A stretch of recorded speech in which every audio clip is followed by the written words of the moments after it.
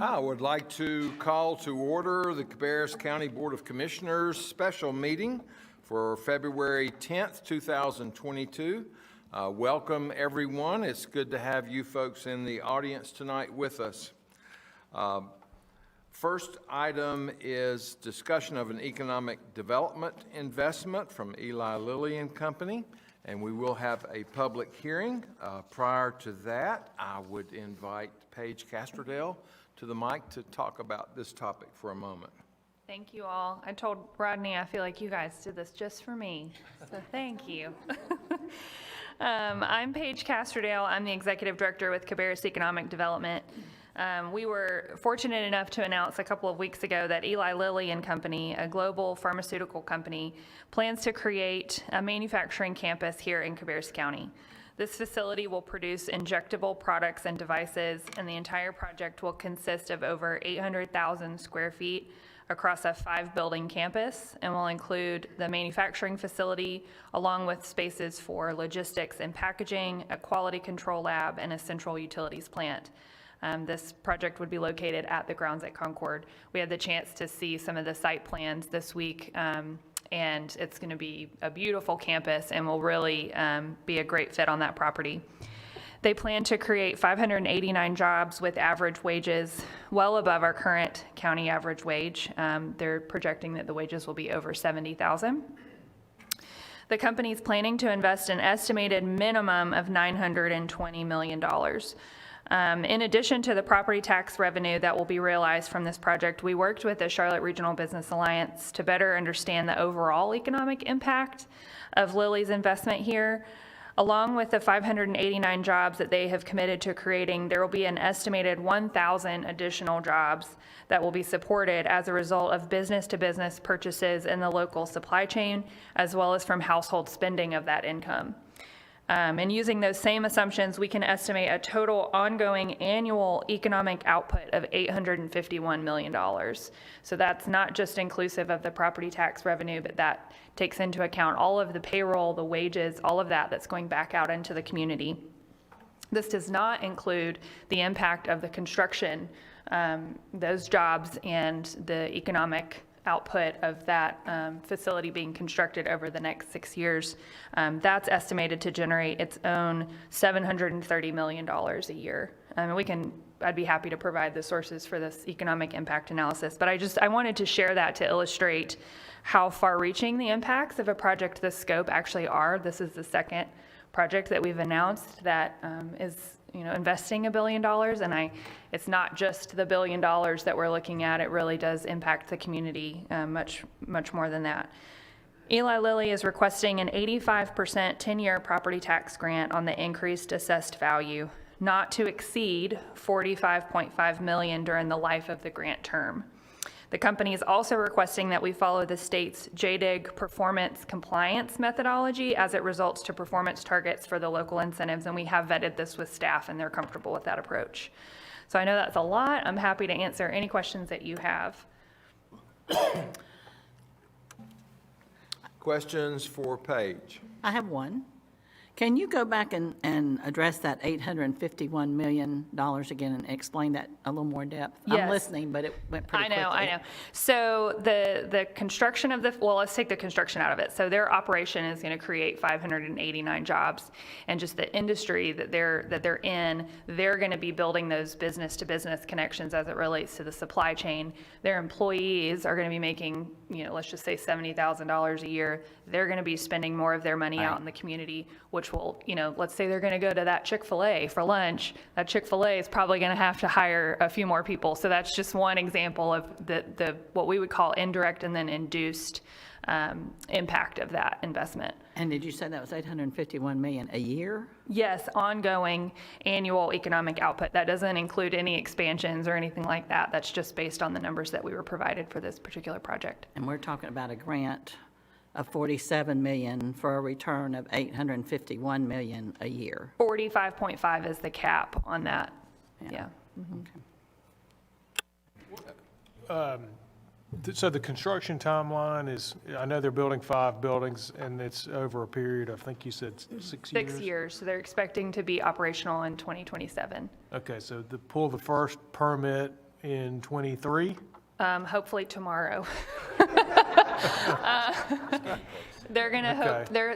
they're hoping to break ground next month, and they'll build those buildings in phases. One of the reasons why it will take a little longer than a normal project is because of the FDA approvals that are involved with the pharmaceutical industry. Okay, great. Paige, I just have one question, and that's relative to the site itself. Now, they're getting 480 acres, is that correct? Somewhere It's- thereabouts? 415 acres, and that's a good point, because the property itself, so they're purchasing 415 acres. The facility would only be on about 100 acres, and they haven't been, I think they have plans for the rest of the property. They're just not ready to share publicly, whether that's their own expansion plans or the opportunity to bring in additional suppliers. I will share that, and I think I like this fact, so I may have shared it with some of you already, but in the time that we have announced Eli Lilly, we've received more life science RFIs through our office than we have in the last 3 years. And I think that's indicative of the fact that that industry is growing, but also I think Eli Lilly announcing in Cabarrus County sort of communicates to the rest of that industry that life sciences can do well in this region. And so I think it's really exciting that we're on the forefront of that. And I would love to see a little life science cluster out there on the grounds with the other property that we have left. Absolutely. I'm just glad to see us finally put the land to use. But the question that I had before I had that one was, will this butt up to the golf course there? That's right. And is there going to be some kind of a buffer between this and the golf course? And then how far west will it go? Does it go all the way to George Lyles? Or does- No, so right now, the current plan is kind of tucked on the far east portion of that site. It will back up to the country club. There's already an existing agricultural buffer that exists there now, and then they will be required by the city to put in other additional buffering. But like I said earlier, we've seen the site plans. Mike was in that meeting. He saw the pictures as well.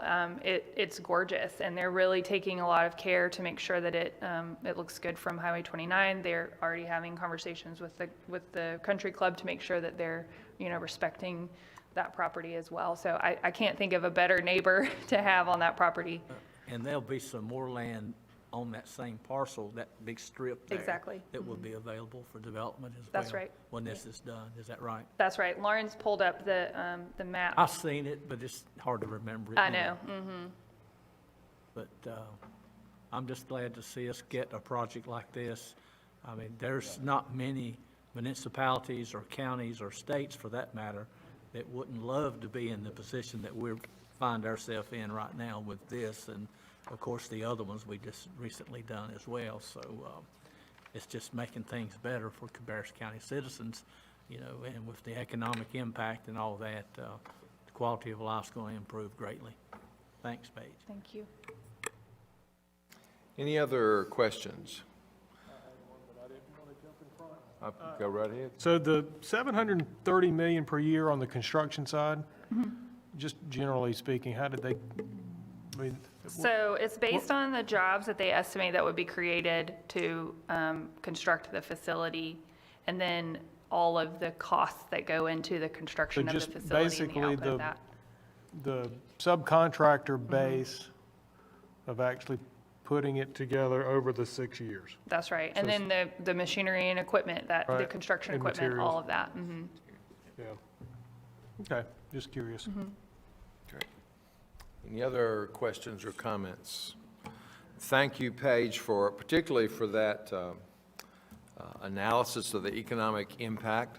I think that, when we talk about these projects, a lot of times we have folks in the community that say, how do our existing businesses benefit from this, and how do, the smaller businesses, and I think that's a perfect example of how that happens. All of this money that goes into our local economy that will be spent in the local restaurants and the local shops and stores and buying gas and automobiles and all of those sort of things, it's a huge impact, not to mention that construction piece that you talked about as well. And that will go on probably, since they're doing it in phases, for quite a few years, will it not? Yeah. The other thing that I wanted to mention just a little bit, and you might need to help me out with this, is for those people that may be watching this public hearing, of course, all saw an announcement that occurred a couple of weeks ago. And that typically happens when a project, and I want you to correct me if I say this wrong, but when the state of North Carolina is involved with incentives and JDIG grants and that sort of thing, typically they like to take the lead on that initial announcement. And then we have agreed in principle to their incentive agreement, and then we would approve that at a later date, which is what we are doing tonight. Did I get that right? Yeah, because a lot of people are saying, why are you talking about this? You announced it 2 weeks ago. That's right. So the state's incentives, the state likes to announce the project. They like to be the ones to be able to say the name of the company. Because we want to, when we put out the public notice for these public hearings for incentives, we want to be able to share the company name so that we can be as transparent with the community as we can. It's not just a project code name that we're talking about. Once the company name is out there, that's when we can put the public notice out that says, here's the incentive, or the public hearing for those incentives. So Lauren published that, that public notice like an hour after we announced the project that Friday, and then that's how we landed on this date. Yeah, and would you say that this was a highly competitive project? It was. So without sharing too much about what the site selection process was like, they had a couple of expansion opportunities because they do land bank when they set up these facilities in other parts of the country. And so they did have the opportunity to either expand at an existing location, and then they were also looking at new facilities as well. So it was very competitive. There was a point in the fall where we did not think we were going to be able to pull this off. And we were kind of able to work some things out as it relates to the property itself, and the stars aligned, and now here we are. So nothing is ever guaranteed, that's for sure. Yeah, and I asked that question specifically because to offer some explanation as to why this company and other companies are very sensitive about their name being revealed until it fits in at the right time. And that was certainly a big piece of the timing on this as well. That's right. Yeah, great. Thank you. Yeah, I think, thank and you. their decision is still, it's contingent on the state, the city, and the county Right. approving it, so that's why. Yeah, a lot of pieces. to- call to make after Yeah, that's right. Right. Okay. Okay, go ahead, Barbara. Paige, just a quick question. What is the city and the state's portion to what grants are they providing? So the city is, I just got a text that the city just approved their public hearing. So combined, let me grab my notes here. Combined, I know it's not to exceed 75 million between the city and the county. So that would be 20, is that right? Yeah, so based on the 920 million in investment, the city would approve, or did approve 24.5. And I think the max that the cap, whatever 75 minus 45.5 is, anyone gonna come up with that number? Is that 30? Oop, and then the state? And the state's JDIG package, I'll have to come back to you. We weren't provided that, the details of that. I know it was in the announcement, so I'll have to go back and look. But I do know that the city and the county's proposal that we put in front of them was much more substantial than the JDIG that they were offered. And they kind of alluded to the fact that the local incentive and the fact that we were sort of putting our best foot forward from a competition standpoint, I think it tipped the scales. If it had just been the JDIG, I don't know that they necessarily would have. What is it, The JDIG is the Job Development Investment Grant. So the state of North Carolina their incentives are based on payroll tax, and so they look at the number of jobs that are created by a project and the wages associated with those jobs to calculate those incentives. Okay. Any other questions? Thank you. Okay, we do have need of a public hearing, which has been advertised. And so at this time, I would like to open the public hearing.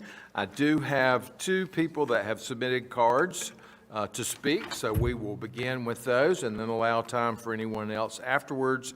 And so the first card is Doug Stafford.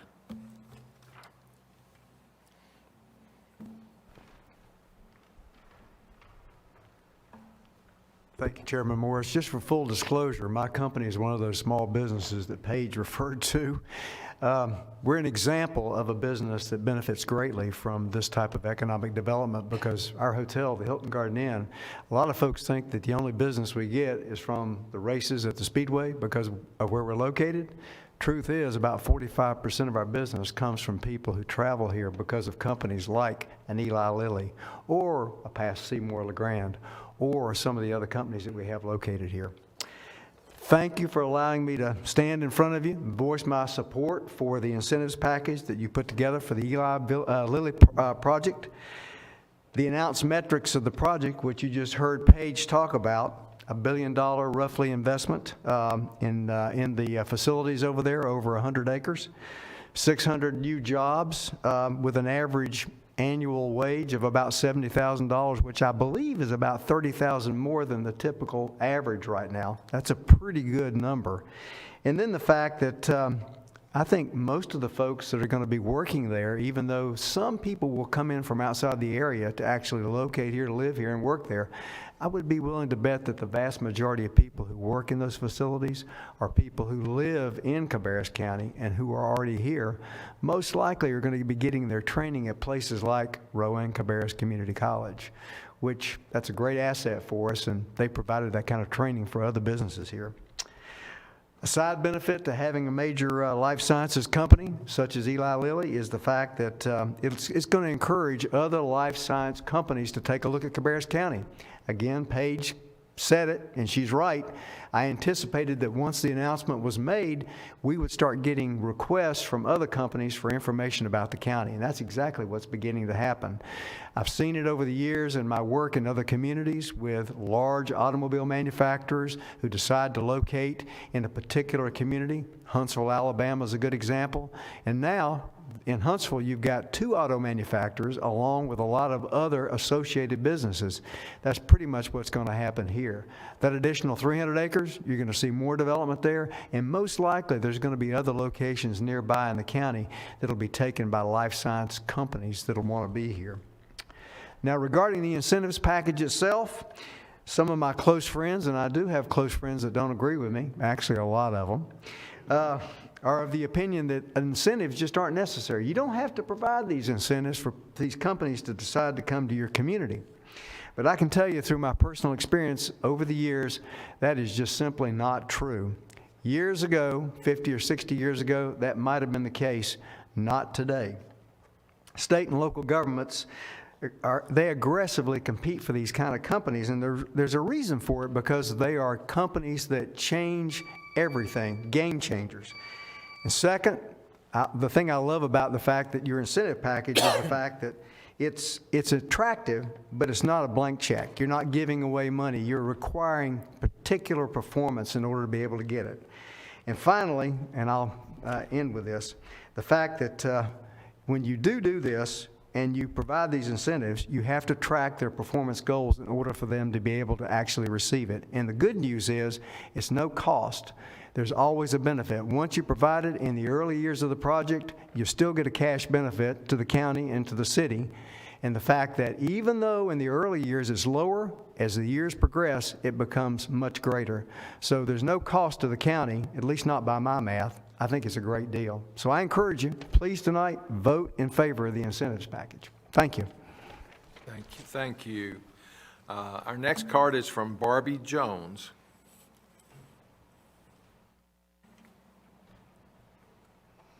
Good evening. My name is Barbie Jones, and I am the Executive Director at the Chamber Leading Business in Cabarrus.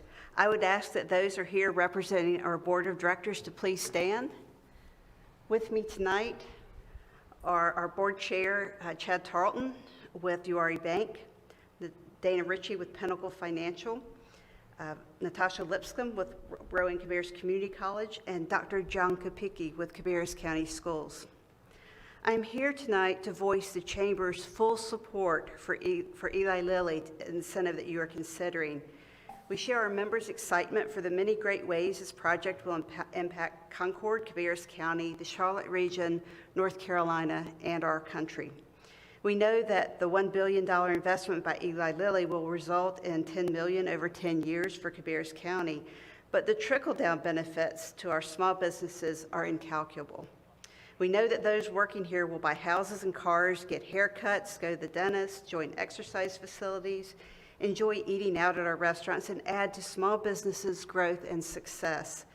We consider this a gift to our over 6,000 Cabarrus County schools and 700 Kannapolis City School students currently enrolled in STEM and biotech curricula to prepare for these jobs that previously had been a rarity in Cabarrus County. Studies show that students prefer to locate close to home after graduation, and we will now have these opportunities for them to do so. That should make every mother happy. We celebrate the partnerships with Rowe and Cabarrus Community College to move students forward with credentials and degrees to meet the needs of Eli Lilly for its workforce. We also recognize the great opportunities adult learners have to increase educational attainment to fill these family-sustaining jobs. We know that Eli Lilly transforms the communities for better where they locate. They have a rich history of community investment and outreach. Throughout the pandemic, they have donated product and encouraged their employees to volunteer on COVID front lines. They commit to a global day of service where they give back to the communities they serve volunteering, and they invest in their local nonprofits. They are dedicated to a culture of equity and inclusion, all the important traits we love about companies doing business in Cabarrus County. I also wanted to mention that they have continually been recognized on national and international best places to work, best employers, most ethical company lists. We are very fortunate that they chose Cabarrus County to bring these best practices to our community. I work with chamber colleagues all over North Carolina and the country, and I can tell you we are indeed very blessed in Cabarrus County. We are one of 20 counties that is growing in North Carolina. That means that there are 80 that aren't. While I recognize we may have some growing pains,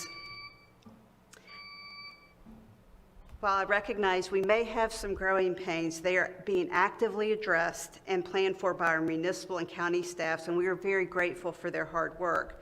To those who may not agree with economic incentives, I would implore you to look at not just the short-term benefits for Cabarrus County, but the long-term ones. The business community is counting on each of your voices to move the hard work that our awesome economic development team is doing here to locate these transformational projects that will result in higher standard of living for all citizens and growth for small businesses. Thank you for your time and for your consideration. Thank you.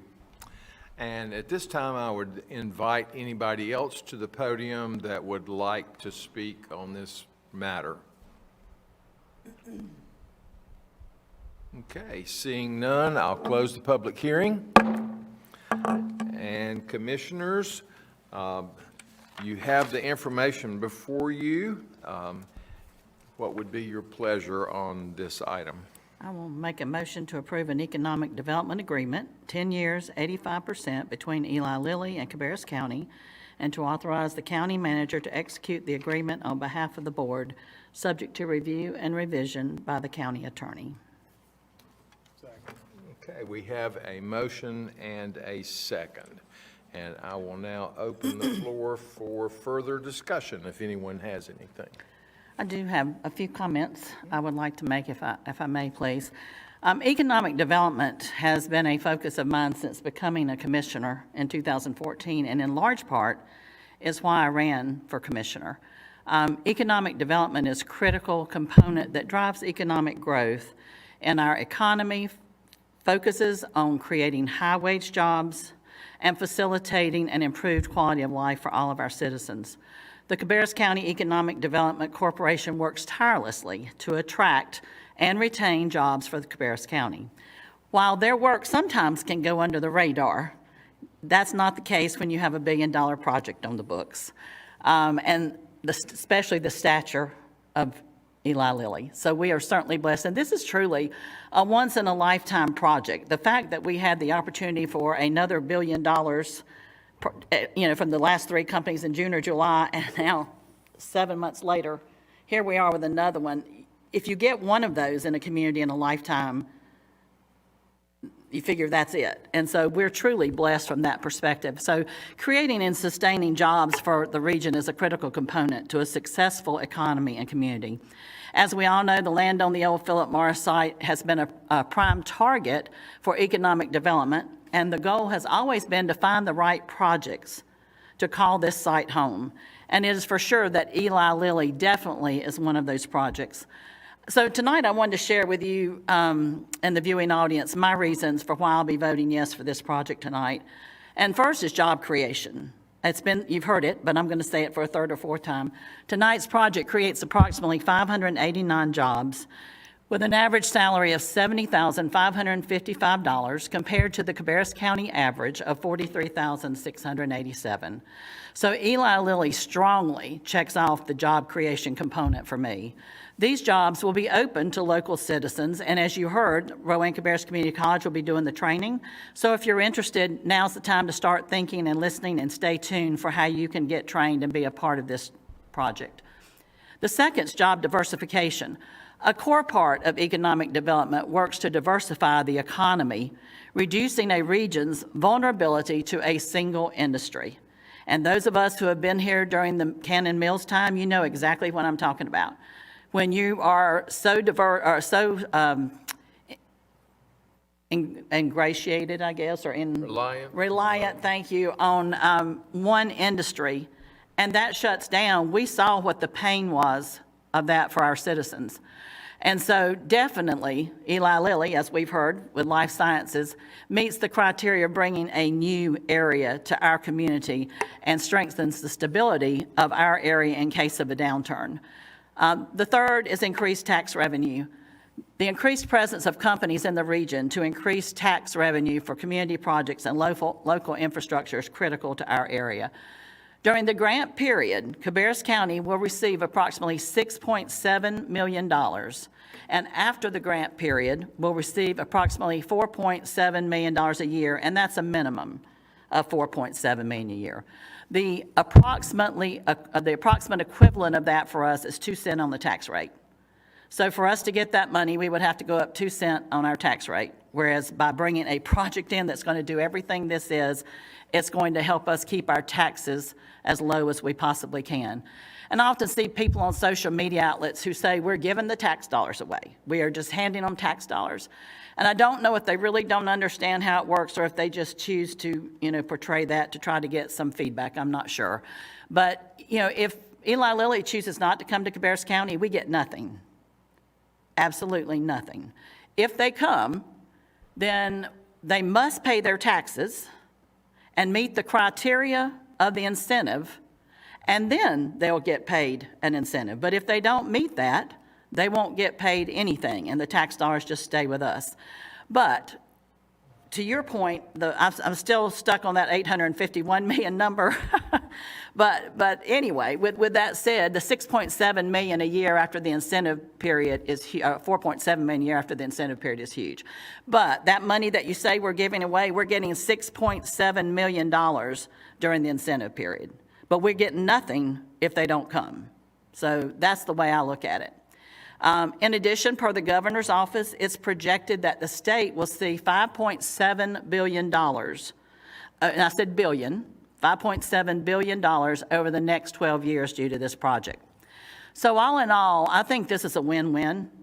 Eli Lilly gets an awesome tract of land and an incredible community to be home to their new facility, and Cabarrus County gets a new outstanding corporate citizen in the community, an increase in our tax base of $1 billion, which keeps our tax rate low, and 589 jobs with average salary of $70,555, which by my math was $42 million, which I thought was great, that we were just going to get $42 million, and now I find out about 851. So that's a pretty good return, if you ask me. I'll do that any day of the week.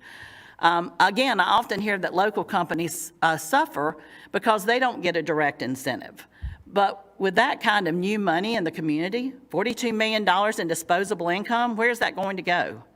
That's going to be people getting their hair done, their nail done, their massages, their golf, their, shopping, many more things than we can start to mention. And so, to me, those businesses have the opportunity to see the trickle-down effect. And that's how they get their incentives. So I want to express my thanks tonight to you, Paige, and Sam, and Chanel, for the hard work in making tonight a reality. Like I say, we are the envy, I think, of all across the state of North Carolina, and my guess is it branches out much more than just the state.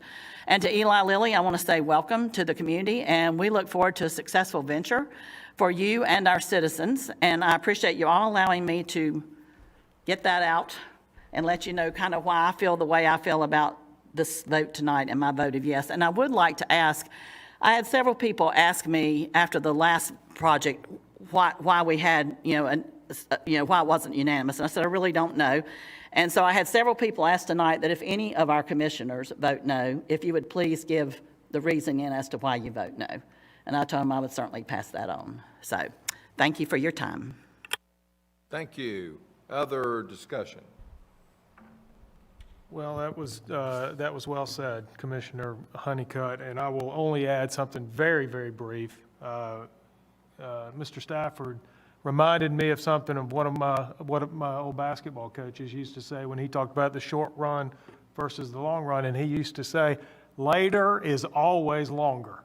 So we will be reaping these benefits for many, many, many, many years beyond whatever the short run that we're, and we're not, you say give up, we're not giving up, we're just that's right, we're taking less of what we would have, but later is always longer. So thank you, Paige, your whole team, phenomenal job, and certainly appreciate the Chamber's support and you all being here. And I too will be voting yes.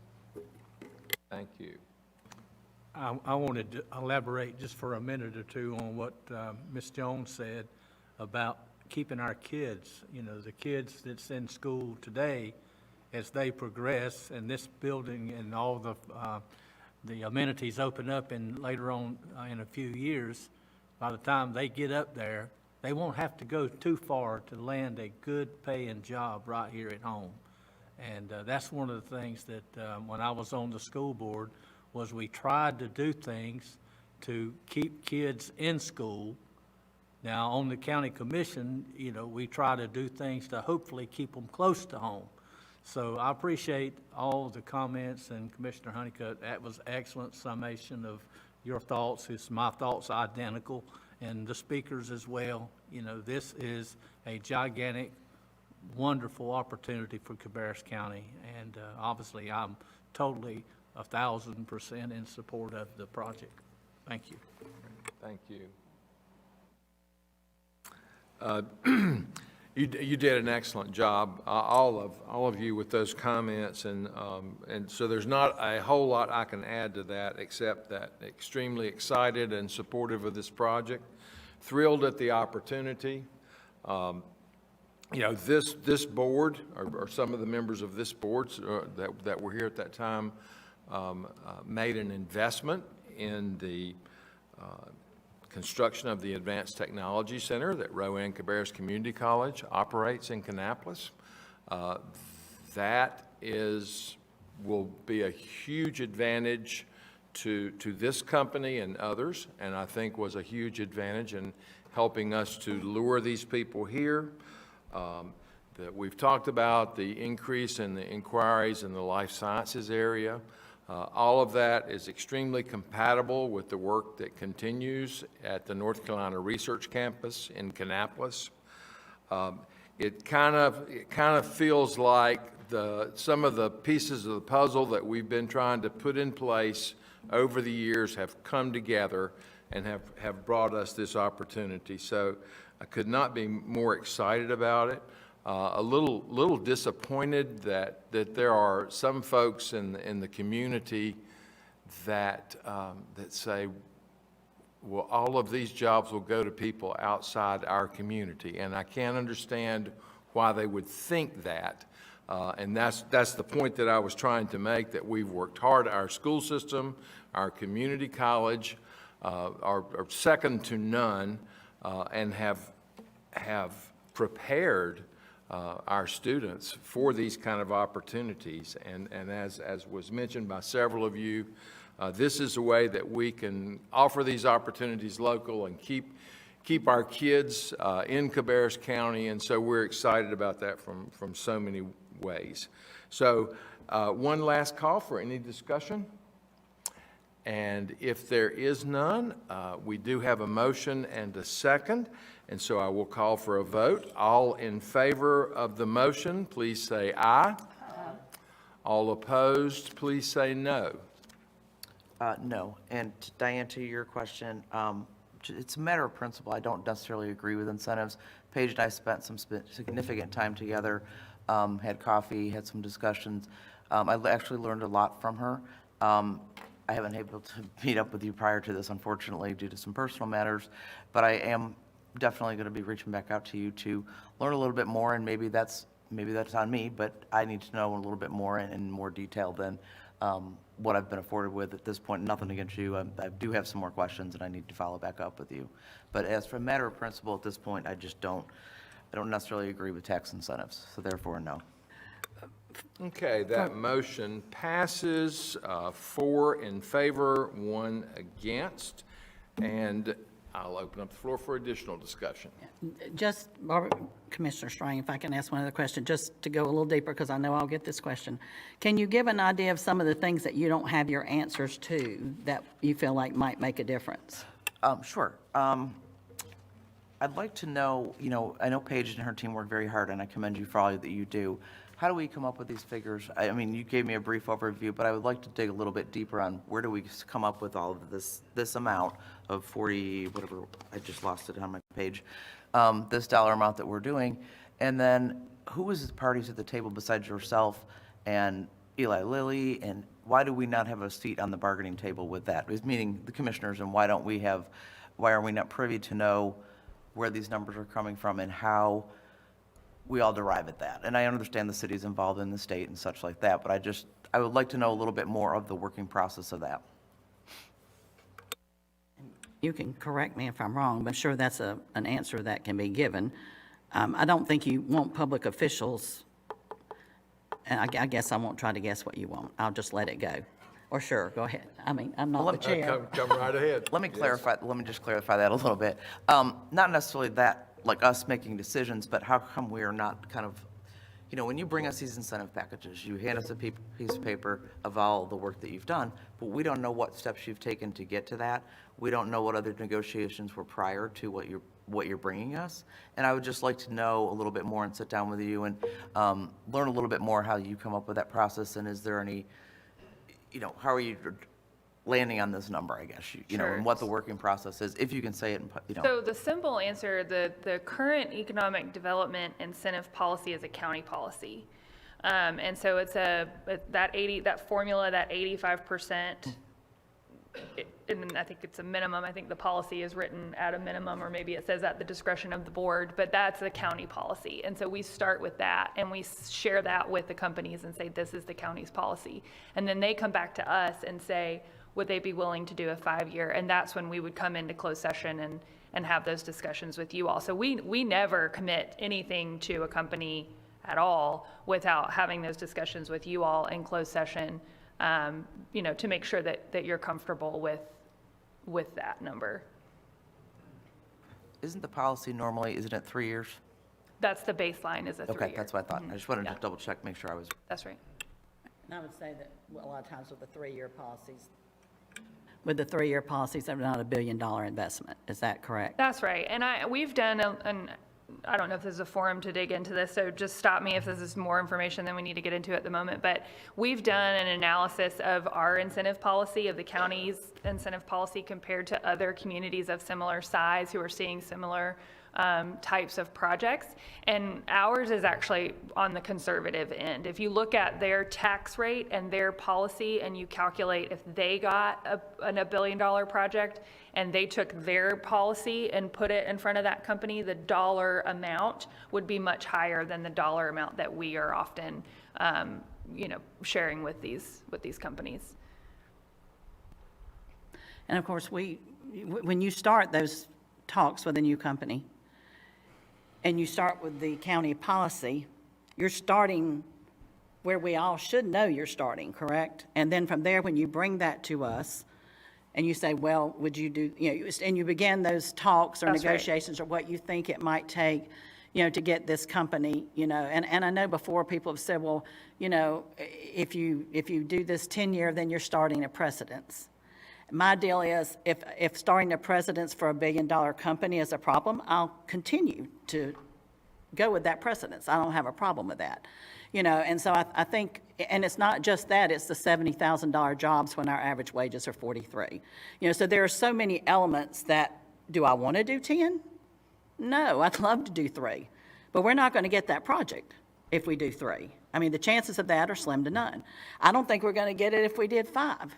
Maybe we could have a 7, but I believe, I'm not sure how all that went. I don't exactly remember. But my point is, if I'm starting that precedence, I don't think it's a bad one, and I'll continue that. And like I say, the 3 has, as you said, Barbara, has been the normal, but we have done some 5s and we have done some 7s if the job conditions and the investment in the community and the tax base that it was going to drive for us warranted that, in order to do that. So That's right. I'm just making sure I understand correctly. Yes, and just to be clear, at any point in the conversation with the companies that incentives start becoming part of that discussion, that's when we immediately reach out to Mike to bring it to you all in closed session. So I don't want I don't want you to think that we're having these conversations without you all knowing about it, because I don't have the authority to commit Cabarrus County tax dollars That's to anything. exactly Yeah. what I wanted to make sure that it said, but, based on some of the questions, it's not like we show up and are given this and don't have a clue where we've been. We've talked about it for months,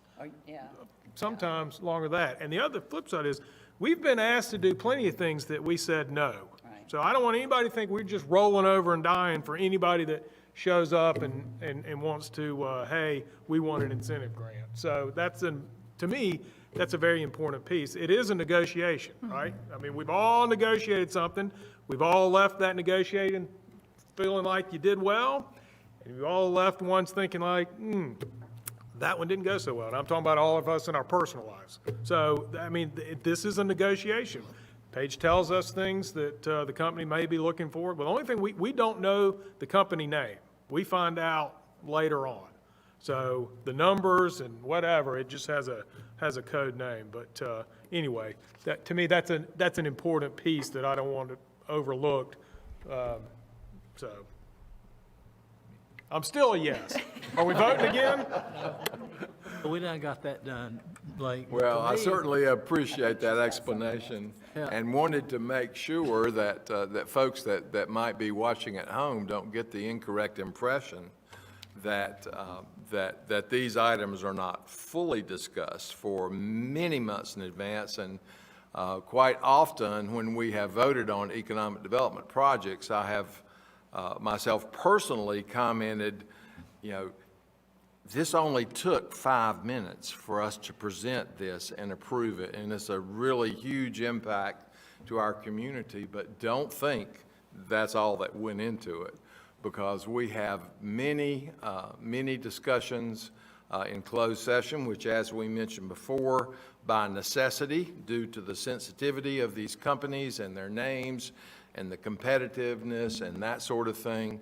So those discussions of incentives, the amount and length of time of those incentives have all been discussed at length prior to a vote. And in my role as chairman, in those closed sessions, if I don't see a clear indication of a favorable response, then I go around the room one by one and say, how do you feel about this?